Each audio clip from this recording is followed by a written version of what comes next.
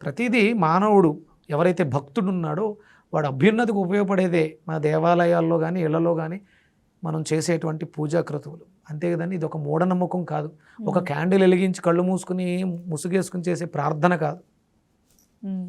ఎందుకంటే హిందువులు విగ్రహారాధకులు, వీళ్ళు రాళ్ళని రప్పల్ని ముక్కుతారు.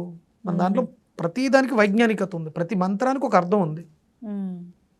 భగ ప్రణీతర్భగ సత్యరాధో భగేమ అని ఒక మంత్రం ఉంటుంది. భగ ప్రణీతర్భగ సత్యరాధో భగేమ దియవాముద దదన్నహ అంటే నువ్వు భగ అంటే భాగ్యవంతుడు అవ్వటానికి భగ ప్రణీతర్భగ సత్యరాధో భగేమ, ఎవడైతే సత్యం పలుకుతూ ఈ మంత్రాన్ని ఉచ్చరిస్తాడో వాడికి గోభిహి అంటే ఆవులు, అశ్వైహి అశ్వాలంటే అంటే రథాలు, ఈ మంత్రాన్ని ఎవరైతే ప్రతినిత్యం అనుసంధానం చేస్తాడో వాళ్ళ ఇంట్లో గుర్రాలు ఉంటాయి.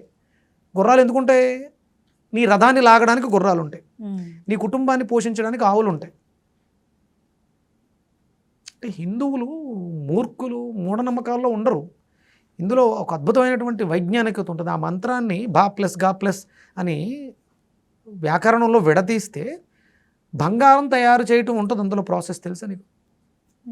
నీకే కదా, ఎవరికైనా నేను బంగారం తయారు చేయటం ఎలా, రాగి బంగారంగా మారుతుంది.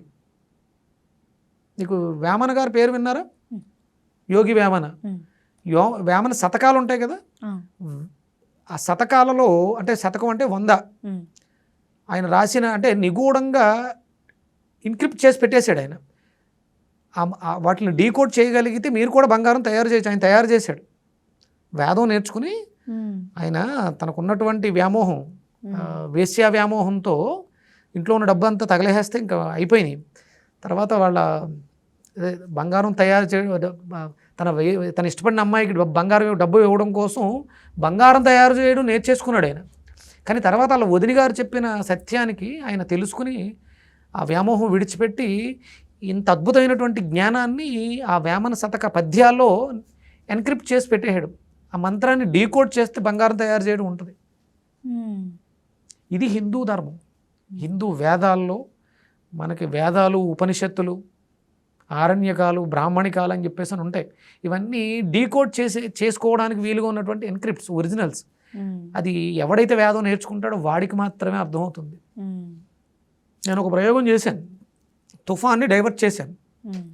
తూర్పుగోదావరి జిల్లా వైపు వస్తున్నటువంటి తుఫాన్ని మంత్రం ద్వారా దాన్ని బలహీనపరిచాం వేదం చెప్పిన విధంగా.